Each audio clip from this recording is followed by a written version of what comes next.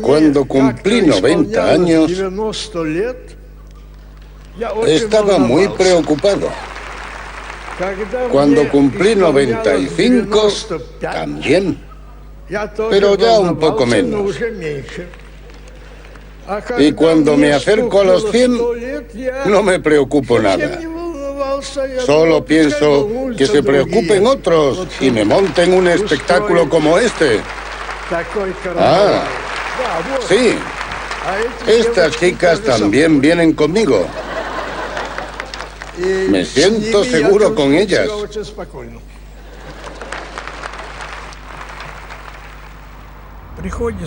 Uno tiene que ir a la Academia de Artistas y a otros eventos. Si hay un cumpleaños, pues a un cumpleaños. Ese cumple 80. Ese otro 75.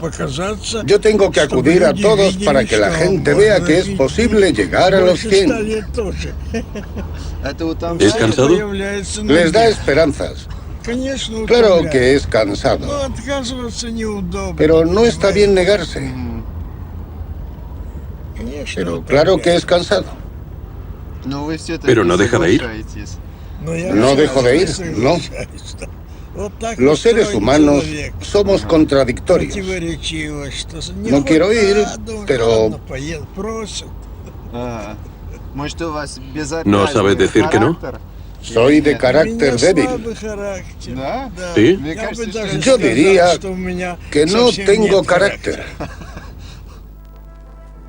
Boris Efimov es el caricaturista político más famoso de Rusia. A este le vamos a poner una esvástica. Publicó su primera viñeta en 1916 y no ha dejado de trabajar desde entonces. ¿Son nubes de tormenta? ¿Nubes amenazadoras?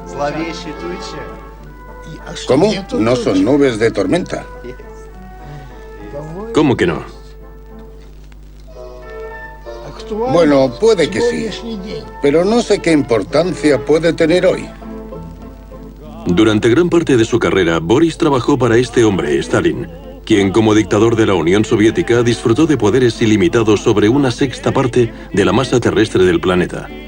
El hermano de Boris también trabajó para Stalin.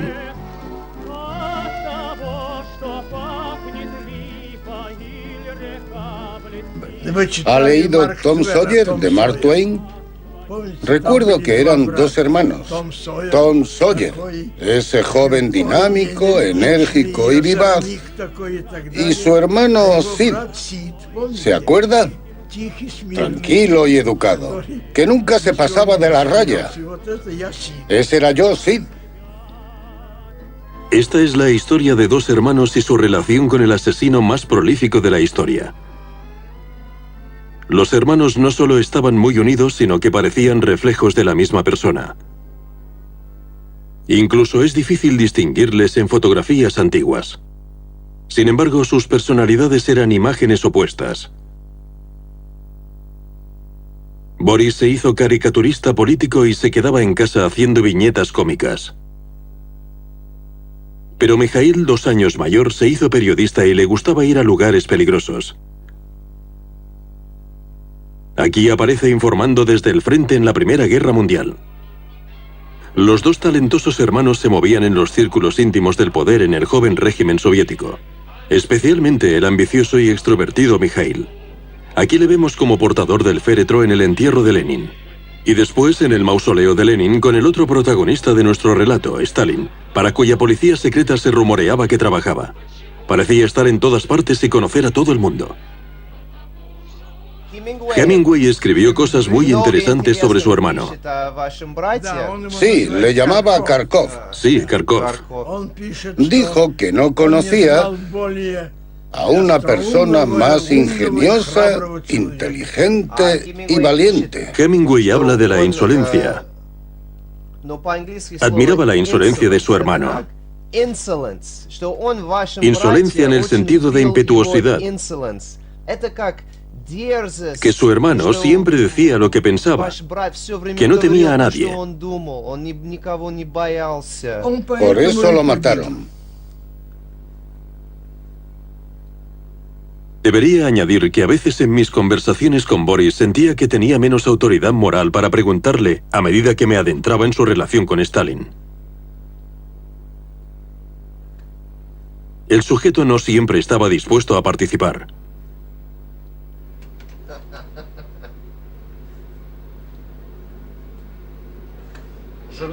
Periodistas. ¿Qué hacer con ellos?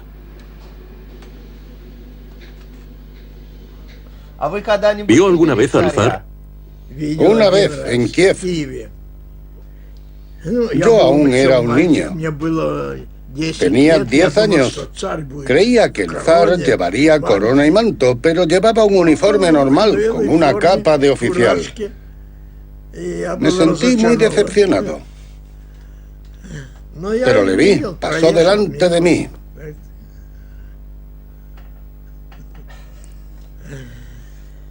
Vi al zar, a Lenin, a Stalin, a todos. No me aburría, desde luego. ¿Le decepcionaron? ¿Quiénes? ¿Stalin o Lenin? Stalin no era nada del otro mundo. Era bajito, tenía la cara picada de viruelas. Pero era tan amenazador, tan aterrador, que nadie prestaba atención a esos rasgos físicos. Pero no sé por qué yo le caía bien. No me arrestó después de arrestar a mi hermano. Normalmente, cuando arrestaban a una persona, luego seguían con su esposa, sus padres, sus hermanos. Pero a mí no me tocaron. Él dijo, no le toquéis. Le gustaban mis dibujos. ¿Por qué el apellido de su hermano es Koltsov y el suyo es Efimov? Eso se remonta a la época de la Revolución. Vivíamos en Kiev. La guerra civil fue brutal. Kiev cambió 12 veces de manos. Una fuerza invasora expulsaba a la siguiente. Eso conllevaba peleas callejeras y bombardeos de la artillería. Pero sobre todo, cuando entraba una nueva fuerza, detenía y fusilaba a todos los que habían apoyado a los ocupantes anteriores. Teníamos miedo por nuestros padres, por las represalias contra nuestros parientes. Así que elegimos apellidos diferentes para que nuestros padres estuvieran a salvo. ¿Por qué eligió él Koltsov? ¿Significa algo? Es un nombre que suena bien, Koltsov, y es fácil de recordar. Pero a mí no se me ocurrió nada más inteligente que cambiarme el apellido de mi padre Efim a Efimov. Yo me quedé en Kiev, pero mi hermano, que ya era un periodista famoso que trabajaba en varios periódicos, se mudó a Moscú. Me escribió preguntándome por qué me quedaba en Kiev. Debía irme a Moscú con él. Decía que allí había mucho trabajo. Y le obedecí. Llegué a Moscú en 1922. Ya me había casado en Kiev. Allí había una chica de la que me enamoré. Nos casamos en Kiev y vinimos a Moscú. Al principio vivimos con mi hermano. Después me ofrecieron una habitación y me hice moscovita. Aún lo sigo siendo.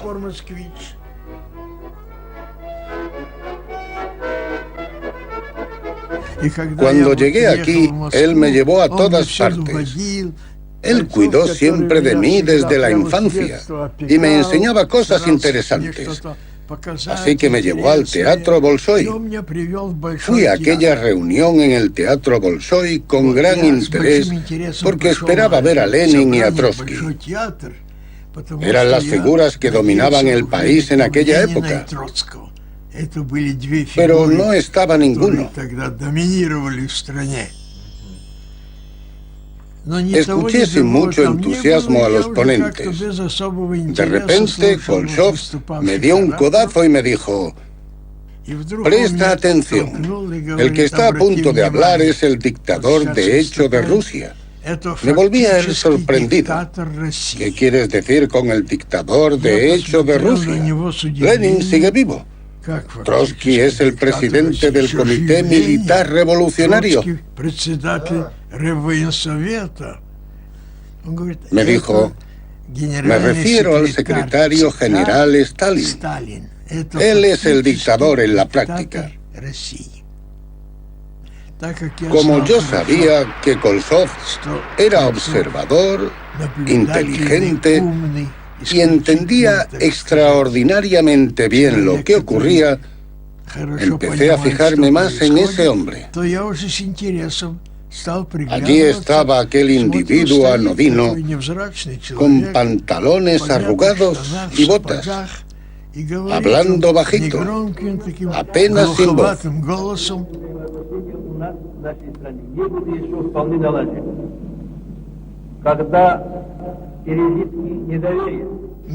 Una vez mi hermano me dijo: Stalin me ha llamado a su despacho. En aquel momento aún no daba miedo. No había encarcelado ni matado a nadie. Simplemente se sabía que había un secretario general del partido llamado Stalin. Stalin era simplemente Stalin. Le pregunté a mi hermano por aquel encuentro y me dijo: Stalin me pidió educadamente que me sentara y luego me dijo: camarada Kolsov, acababa de publicarse el primer ejemplar de la revista de mi hermano Ogoñov. Era el primer año de la revista, 1923. Le dijo: Ogoñov no es una mala revista, es muy alegre, pero muchos miembros del Comité Central dicen que se detecta en ella un cierto servilismo. Mi hermano dijo: ¿servilismo? ¿Cómo? Se referían a adulación, servilismo.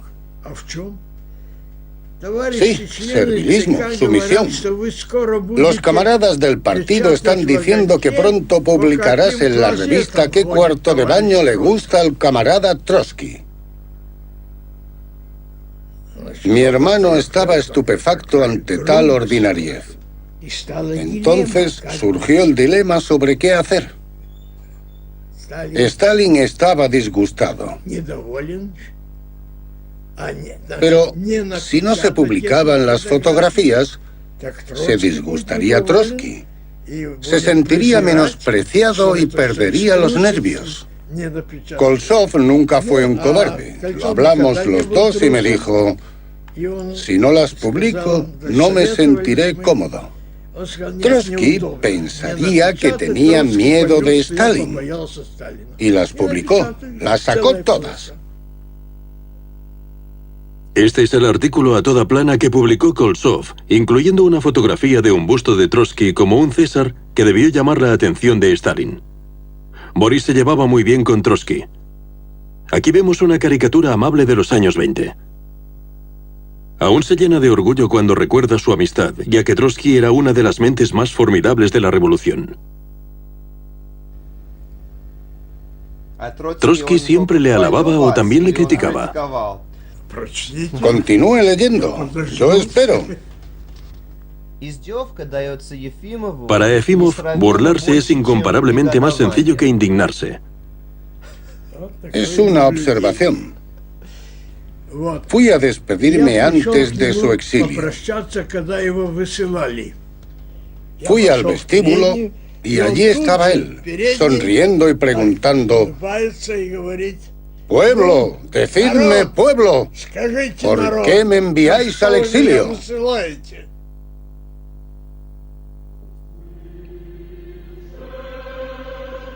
Al final, Stalin ordenó asesinar a Trotsky en México y lo mataron con un piolet. El político y economista Nikolai Bukharin fue otra prominente figura de los años 20 y 30. Como Trotsky, era un hombre de gran talento. Incluso dibujó algunas caricaturas de personalidades cuidadosamente conservadas tras su ejecución. Bukharin era un hombre genial, vivaz y muy sociable. ¿Cómo lo diría? Un personaje carismático.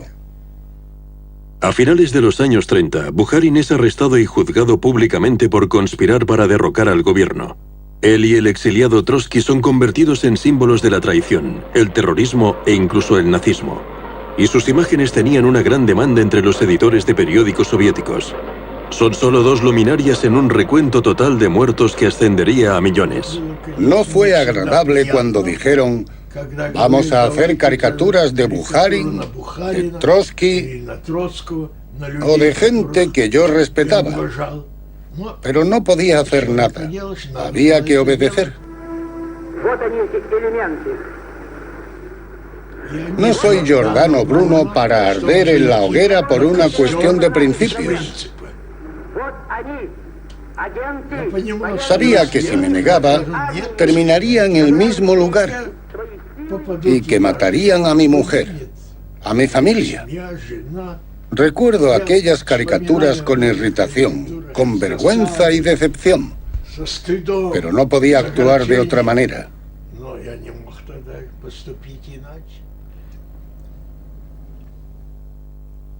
Hubo un momento aterrador cuando estaba terminando el juicio. Los acusados podían hacer un alegato final. Y a Bukharin le permitieron hablar. El presidente del tribunal era Ulrich, también famoso por derecho propio. Ulrich estaba claramente aburrido porque entendía que todo aquello eran palabras vacías. Ya se había dictado sentencia y nada de lo que dijera podría cambiar la condena.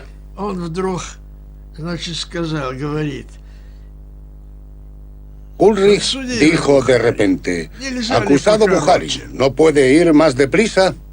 Fue aterrador oír aquello. Aquel hombre estaba diciendo las últimas palabras de su vida y a Ulrich le resultaban aburridas. ¿Por qué escucharle? Eran palabras sin sentido para él. De todos modos, terminaría ante el pelotón de fusilamiento. ¿Cómo reaccionaron los periodistas? ¿En la sala la gente guardó silencio? ¡Qué ingenuo es usted! En aquella época nadie reaccionaba a nada. En general, era muy difícil hablar de nada, y menos aún de ciertos temas. Todo el mundo se quedó en silencio. ¿Tampoco hablaron del tema después, en casa, por la noche? ¿Tampoco hablaron de lo que estaba ocurriendo? ¿Hablarlo? ¿Con quién? No sé, con su hermano, por ejemplo. Mi hermano y yo hablábamos de muchas cosas. Iba a verle al periódico y me sentaba con él y charlábamos. Me enseñaba las noticias. Iba de un lado a otro y decía: no entiendo qué está pasando.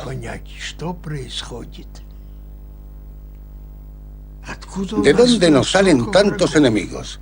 Gente con la que llevamos trabajando años, con la que hemos luchado juntos, de la que hemos sido amigos, de repente se vuelven enemigos y denuncian cualquier cosa. En cuanto les meten entre rejas, este era el gesto que hacía, confiesan todos sus crímenes. Como editor de Pravda, debía entenderlo y explicárselo a la gente, pero decía que era el último hombre sobre la tierra y no entendía una palabra de lo que estaba ocurriendo. Sin embargo, Koltsov lo entendía, pero quizá no podía admitir que Stalin era la fuente del mal.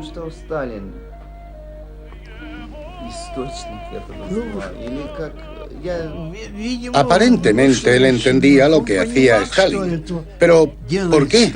Era raro, no tenía sentido. Stalin era una persona inteligente.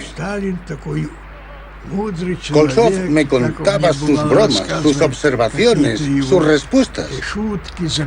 Le caía bien. Aquí está uno de los favoritos de Stalin, el comisario Voroshilov. Era el típico hombre de confianza, con capacidad mediocre y lealtad sin fisuras. Aunque aparentemente amable con Boris y Mikhail, le había escrito una nota a Stalin que decía: hay que hacer algo con Kolsov. Фашистским и прочим провокаторам и разведчикам удалось запустить свои щупальца в ряды рабоче-крестьянской Красной Армии и военно-морского флота. En 1936 estalla una sangrienta guerra civil en España. Hitler y Mussolini apoyan la rebelión contra el gobierno electo y para muchos, España se convierte en una lucha idealizada por la libertad y la democracia contra el fascismo y la tiranía. Kolsov y una serie de escritores famosos como Ernest Hemingway y George Orwell viajan a España para relatar la lucha y apoyar a los republicanos. El libro de Kolsov, Diario de la Guerra de España, lo convierte en el periodista más famoso de la Unión Soviética. Por la mañana, en la carrera de San Jerónimo, se ha formado una cola para la leche. Y en el cielo los Junkers vuelan en círculo. Cada 20 o 30 segundos se oye una explosión sorda. Los españoles destrozados les divierten.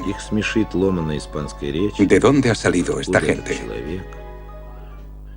La Unión Soviética se implica cada vez más en el conflicto, enviando asesores, armas y especialistas para apoyar a los republicanos. Pronto Kolsov está haciendo mucho más que escribir. En su novela sobre la guerra ¿Por quién doblan las campanas?, Hemingway da a Kolsov el nombre de Kharkov. Escribe que Kharkov, que viene del Pravda y tiene comunicación directa con Stalin, es uno de los 3 hombres más importantes en España.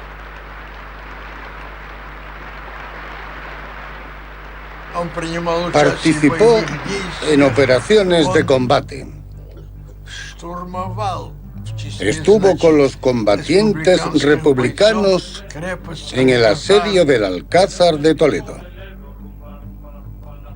Tras el asedio del Alcázar bajo el mando de Kolsov, los supervivientes fueron fusilados. Y no fueron las únicas ejecuciones. En ¿Por quién doblan las campanas?, el protagonista de la novela le dice a Kharkov: yo creía que usted no era partidario del asesinato político. No creemos en los actos individuales de terrorismo, dijo Kharkov sonriendo. Al final de ¿Por quién doblan las campanas?, Hemingway escribe sobre un enfrentamiento entre Kolsov, Kharkov y el escritor francés André Martí, sí. Cuando Kharkov hablaba, le costaba trabajo recordar a André Martí su propia importancia dentro del Partido Comunista francés. Kharkov tendría que tener cuidado con él. Denunció a Kolsov ante Stalin, acusándole de contactos con partidarios de Trotsky, pero Stalin dejó la denuncia en su despacho y no le hizo caso durante 1 año y medio. Stalin también sabía esperar. Regresó temporalmente en 1937, de vacaciones se podría decir, justo a tiempo para las celebraciones del 1 de mayo.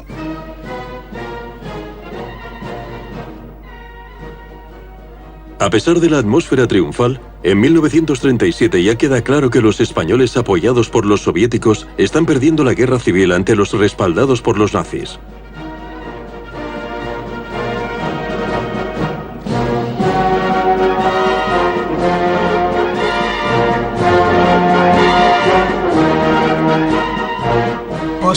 Después del desfile del 1 de mayo,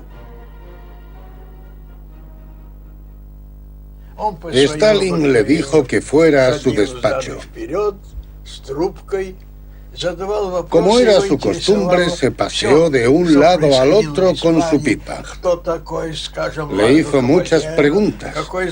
Le interesaba todo lo que tenía que ver con España. ¿Quién era Largo Caballero? ¿Quién Indalecio Prieto? ¿Qué labor hacían nuestros tanques? Como me contó mi hermano aquella noche, Stalin estuvo muy simpático. Le preguntó: ¿cómo te llaman en español? ¿Miguel? Miguel, camarada Stalin. Miguel. Bien, don Miguel. Nosotros, nobles españoles, le agradecemos su reportaje. Gracias, camarada Kolsov. Gracias, don Miguel. Kolsov respondió con la consabida frase: sirvo a la Unión Soviética, y se dirigió hacia la puerta. Stalin le detuvo. Camarada Kolsov, vuelva. Camarada Kolsov, ¿tiene un revólver? Una pistola, no, un revólver. Kolsov respondió sorprendido: sí, camarada Stalin, tengo uno. Pero no estará pensando dispararse, ¿verdad? No, camarada Stalin, sería lo último que se me ocurriera. Bien, fantástico, camarada Kolsov. Que le vaya bien, don Miguel.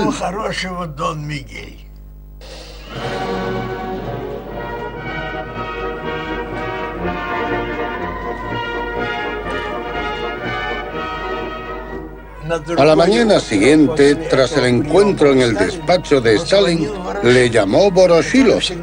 Siempre se mostraba amable con él.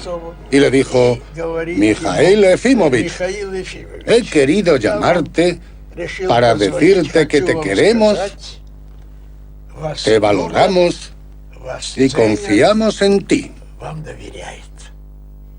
Cuando mi hermano me contó aquello, dije: ¡qué halagador! Y me respondió pensativo, porque lo había entendido todo. Sí, muy halagador. Pero, ¿sabes lo que leí en los ojos del jefe cuando me llamó al irme? Este es demasiado listo.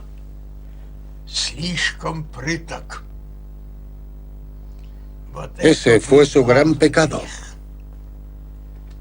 A Stalin no le gustaba la gente demasiado ingeniosa, independiente, con su propia visión de las cosas, con iniciativa propia. Prefería a los que obedecen, no a los que tienen iniciativa. ¿Usted sabía entonces que...? No sabíamos nada, pero sentíamos una... Lo presentían. Nació una cierta inquietud en mí. Empecé a preocuparme por mi hermano. Pasó 1 año y medio y... ¿Cómo se lo tomó Kolsov? Supongo que siguió trabajando. Le nombraron redactor jefe del Pravda. Siguió trabajando y escribiendo, pero sentía la espada de Damocles sobre él. Yo le llamaba todas las mañanas a su casa y solo me tranquilizaba cuando oía su voz.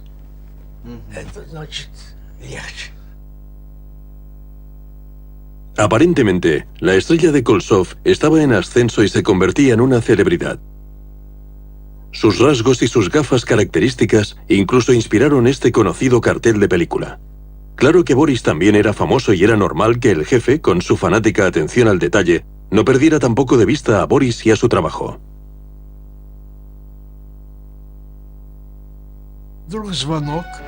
De repente sonó el teléfono. Camarada Efimov, le llamamos del Pravda. El camarada Mejli va a hablarle. Tenía fama de ser una persona aterradora.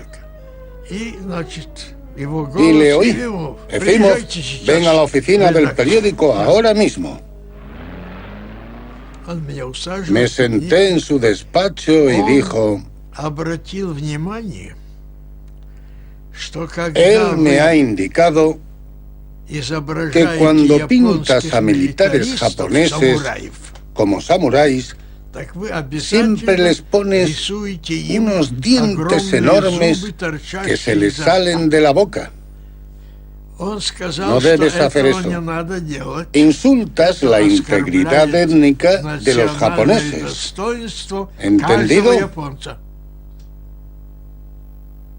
Le dije: entendido, Zaharovich, no más dientes.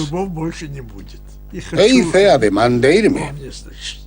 Espere, y me empezó a explicar claramente con las palabras del gran jefe el significado de las caricaturas políticas en los periódicos. No eran menos importantes que los artículos o las entrevistas, así que ahí tiene una demostración de que él, junto con las noticias de gente arrestada y fusilada, estaba interesado y prestaba mucha atención a las caricaturas políticas.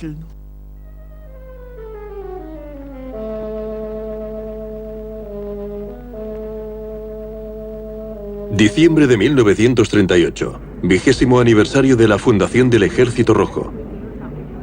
Voroshilov vuelve a hablar en el Teatro Bolshoi. Kolzov y Stalin están presentes. Ближайшим соратником и постоянным военным советником Ленина был наш великий Сталин.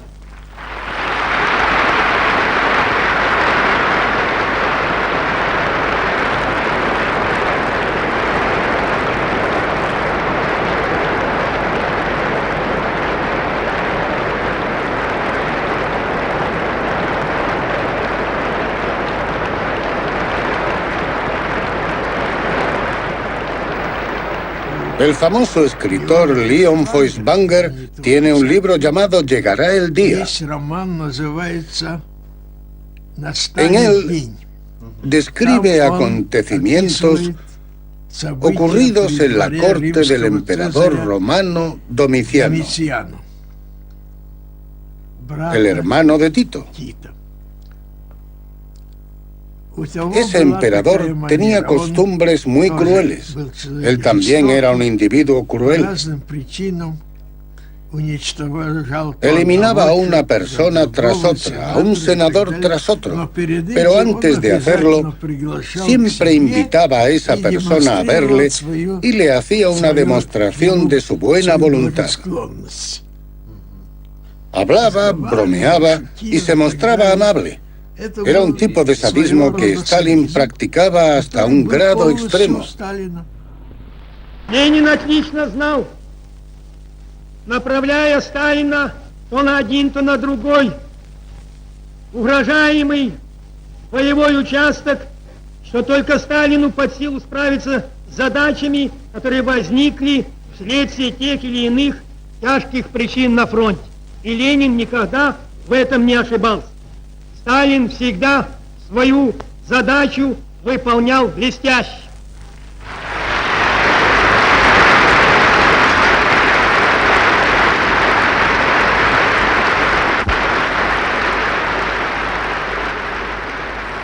Kolzov estaba sentado en el patio de butacas, Stalin y su camarilla en el palco. Stalin vio a Kolzov y le llamó. Se mostró muy amable con él. Le comentó que tenía que publicar esto y aquello, y al final le dijo: camarada Kolzov, ¿no te gustaría dar una conferencia en la fraternidad de escritores sobre la publicación de la historia del partido?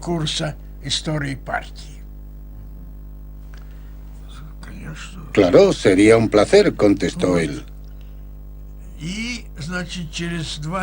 2 días después, la casa de escritores estaba atestada de gente. Subí las escaleras y me coloqué en la galería viéndolo todo desde arriba. Y dio una charla maravillosa.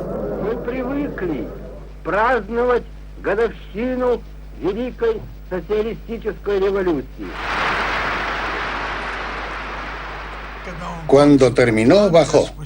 Nos estábamos poniendo los abrigos y le dije: vente a mi casa y nos tomamos un té con pastas.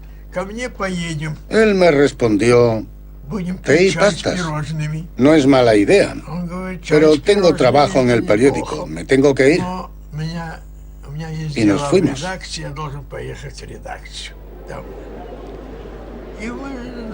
¿Cómo me enteré? A la mañana siguiente sonó el teléfono. Era su chofer. Mi corazón se desbocó.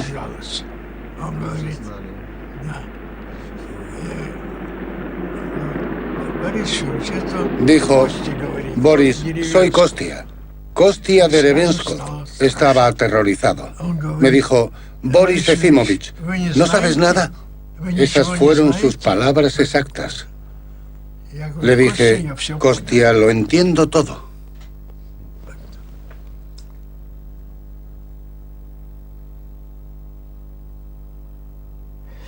Me duele recordarlo.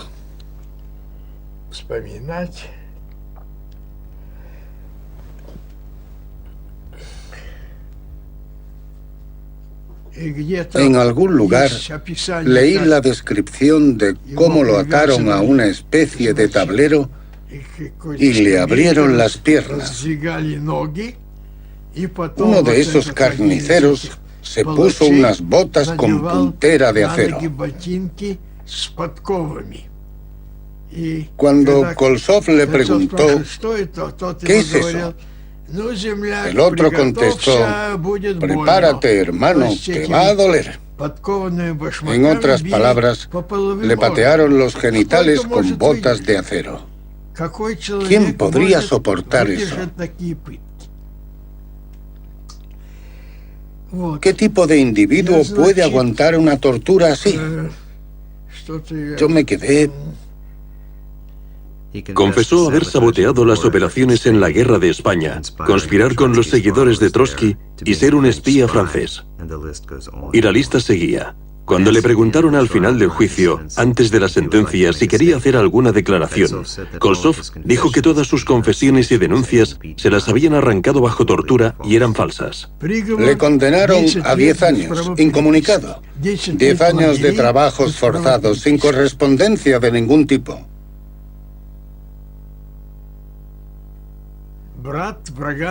Hermano de un enemigo del pueblo. A mí me echaron de todas partes. No me contrataban en periódicos ni en revistas, en ningún lado. Gané dinero pintando juguetes de niños, cubos y esas cosas. Pero un año y medio después empezaron a contratarme con seudónimo en el periódico Labor. Un día hubo una reunión en la redacción y llegó un tal Molotov. Discutieron de varias cosas. Sacaron varios papeles. Él los miraba e iba dando órdenes. De repente dijo, ¿y estos dibujos?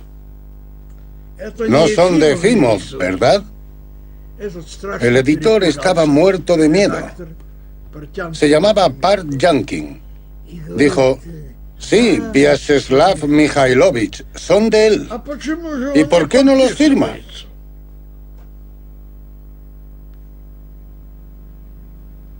Aquello fue un antes y un después. Al día siguiente me llamaron del periódico. Boris Efimovich, puedes firmar con tu propio nombre. Y regresé.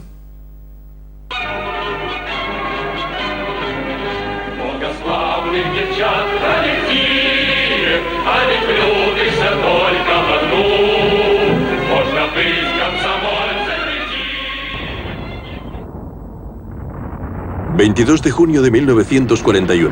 millones de soldados alemanes invaden la URSS en un ataque sorpresa.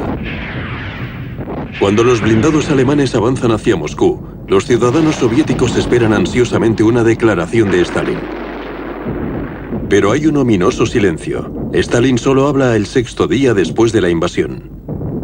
El omnipotente dictador necesita desesperadamente a su pueblo.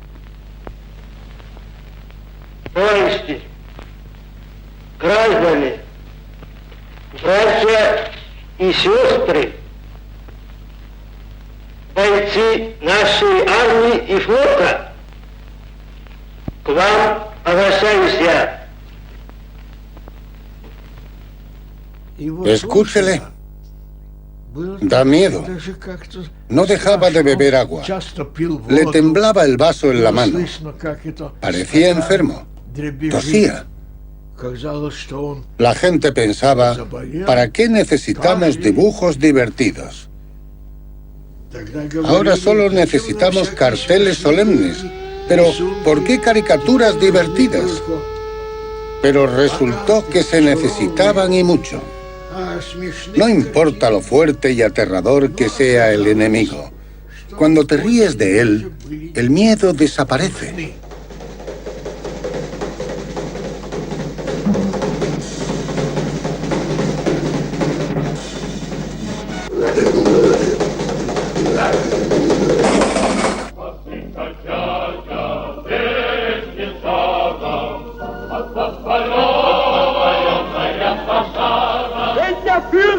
Einmal in der Notzeit befehlen sollte.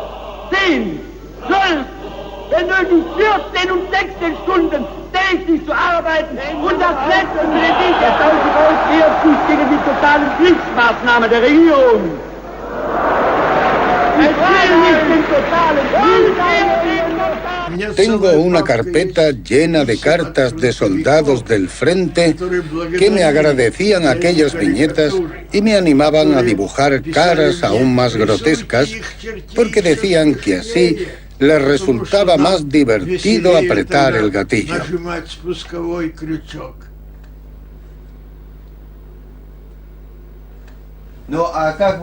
¿Cómo se enteró de que estaba en la lista de la Gestapo? ¿Es cierto? Sí, pero no solo yo. También estaban Kukriniksi, Levitan y Ehrenburg. Había una lista negra titulada Encontrar y colgar. Así de simple. El 9 de mayo de 1945, Alemania se rinde a la URSS. La Segunda Guerra Mundial ha terminado.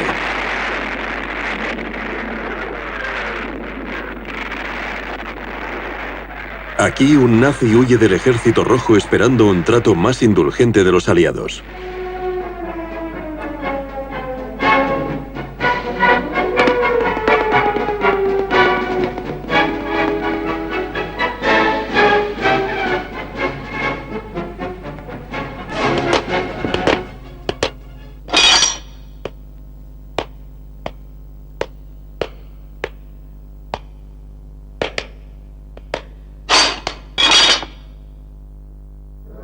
Boris es enviado a Nuremberg para cubrir los juicios de los crímenes de guerra. Las órdenes deben venir de muy arriba. Normalmente una misión tan prestigiosa estaría fuera del alcance del hermano de un enemigo del pueblo.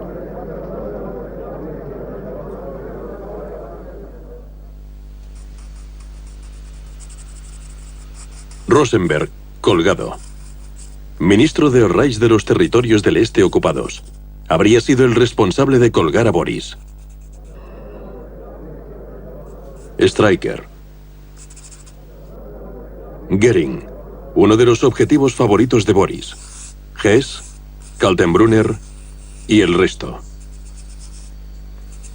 Pero no todos los nazis supervivientes fueron ejecutados. A algunos se les permitió llevar una vida de lujo en prisiones aliadas, vomitando propaganda antisoviética que ayudó a iniciar la Guerra Fría. Al menos según estos dibujos basados en las caricaturas de Boris.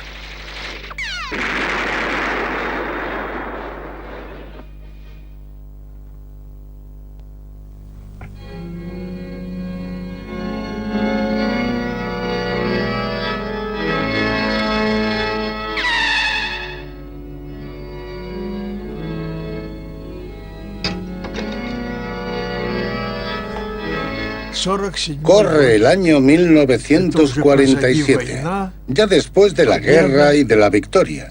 1947. Sigo etiquetado como hermano de un enemigo del pueblo. Eso no significa que no pueda trabajar, pero nadie me concede medallas ni premios. Eso es para otros. Yo sigo siendo hermano de un enemigo del pueblo. Y entonces ocurre lo siguiente. Esto también es imposible de explicar, le aviso. Le voy a relatar los hechos tal como ocurrieron.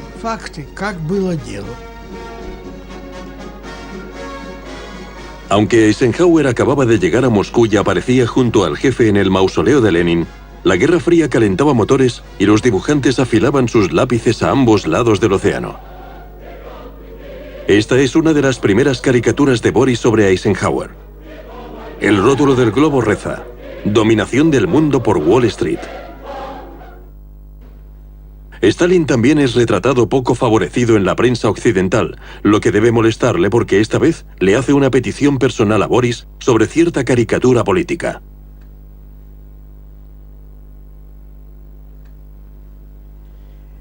Habrás visto en los periódicos información de que los norteamericanos están desplazando importantes contingentes militares al Ártico con el pretexto de una amenaza rusa desde allí.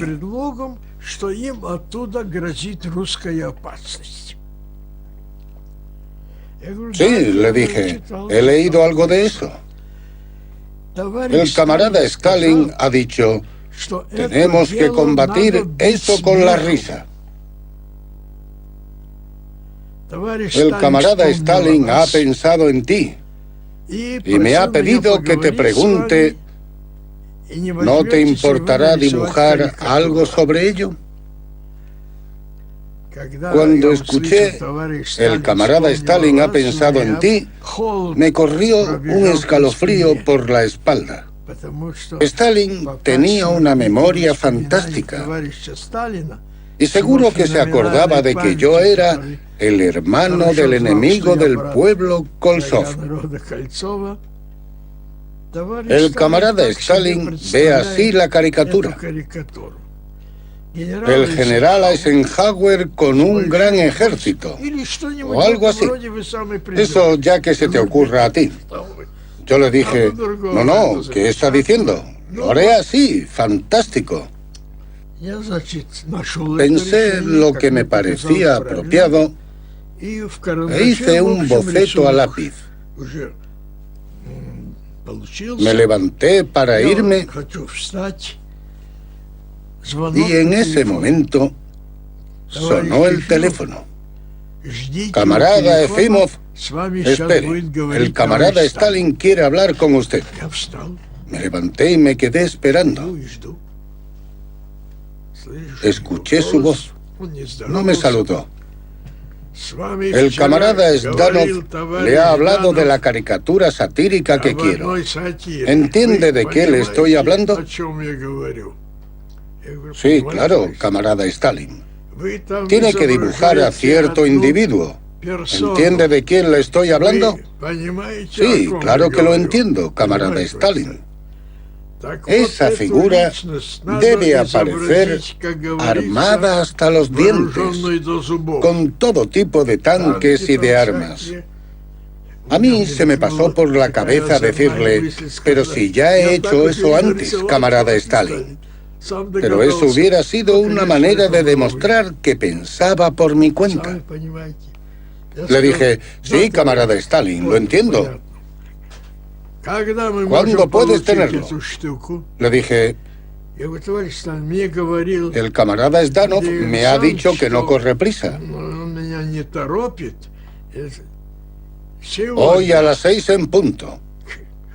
Mandaremos a alguien a por ello.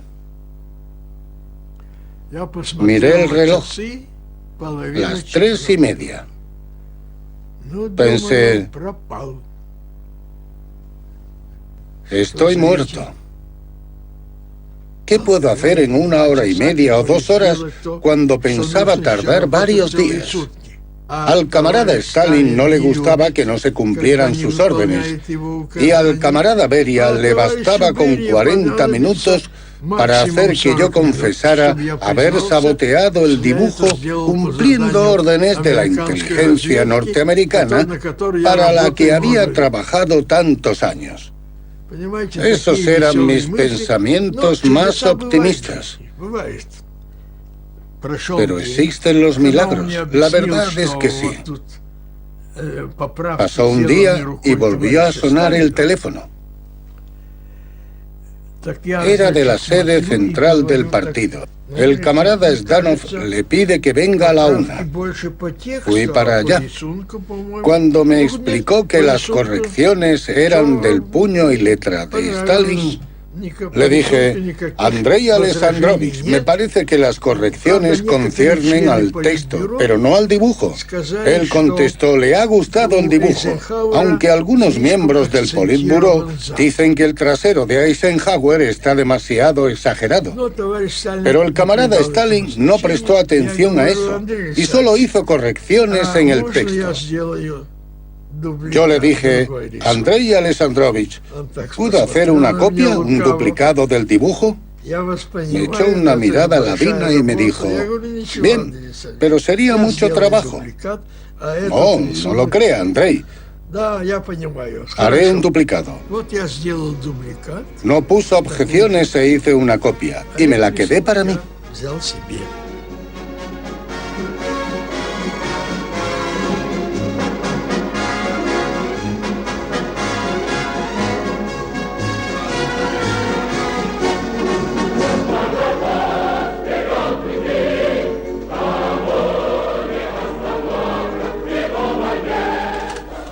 Cuando hicieron comentarios maliciosos sobre la presencia de un pingüino en el Ártico, la respuesta fue: el camarada Stalin cree que podría haber alguno allí.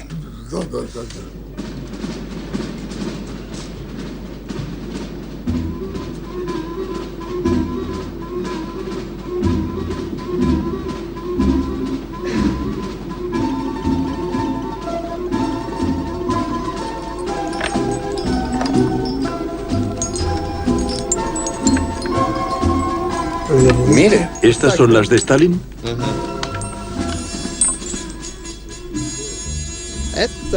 Estas dos son de segunda clase. La primera es de oro. Stalin decidió que el premio que llevara su nombre era más importante que cualquier condecoración. Y ese mismo año recibí el premio Stalin.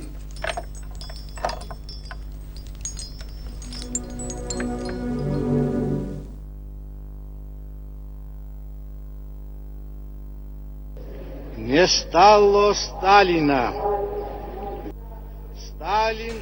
Fue en el año 50. Y al año siguiente, en el 51, me dieron un segundo premio. Le escribí una carta a Voroshilov. Le pedí que Kolchov, mi hermano, fuera uno de los primeros en ser rehabilitado. Entonces tuvo lugar la siguiente conversación. Él me dijo, supongo que usted entiende lo que ocurrió. Yo le dije, camarada general, no entiendo nada. ¿Qué debería entender? Me respondió que su hermano, desgraciadamente, no vive desde 1939. Vamos a ver a Moshilov, ¿no? A una exposición. Sí, nos ha invitado. Quizás sea interesante. Es un artista con mucho talento. Esta es su obra, una caricatura. Está muy bien hecha, aunque conmigo fue un poco... ¿Qué dientes? No me sacó favorecido, no.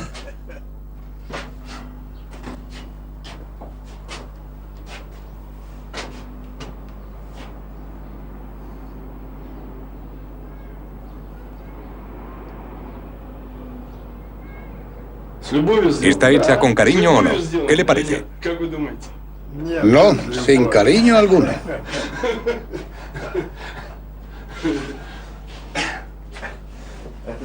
Da miedo, con esos ojos saltones.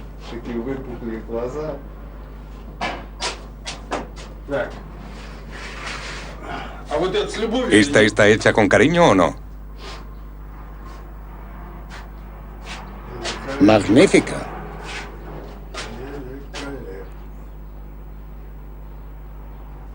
Boris Efimovich, mira. No lo ves, ¿no?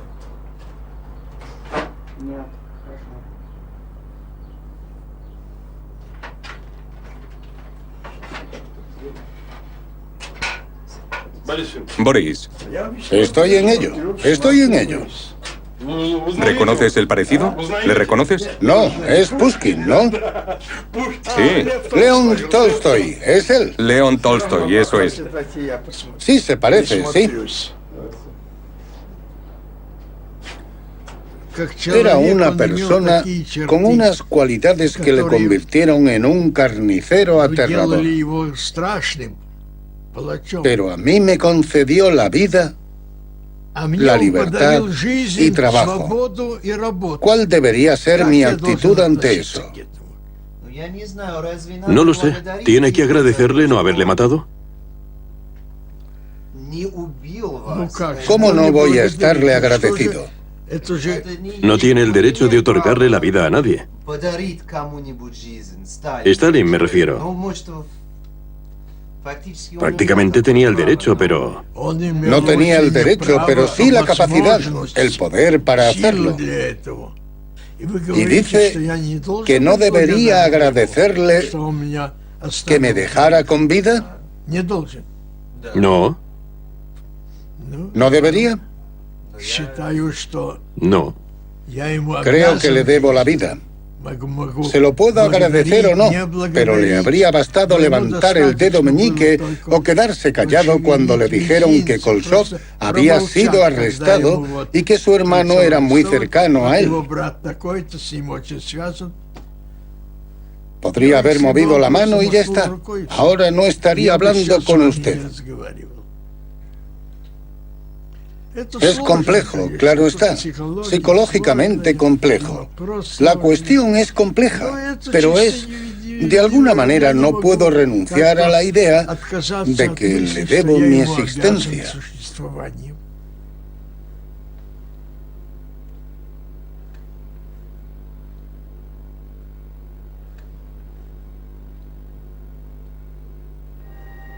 Сатирический плакат, умело использованный, заставляет смеяться и негодовать.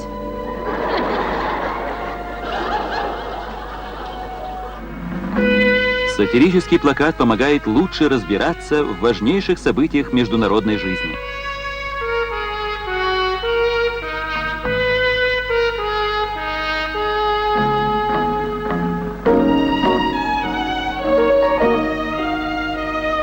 Самые злободневные, самые актуальные темы.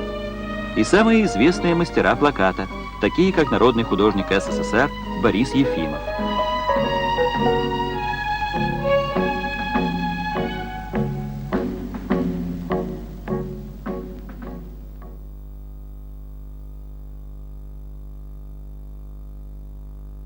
Boris Efimovich Efimov, 28 de septiembre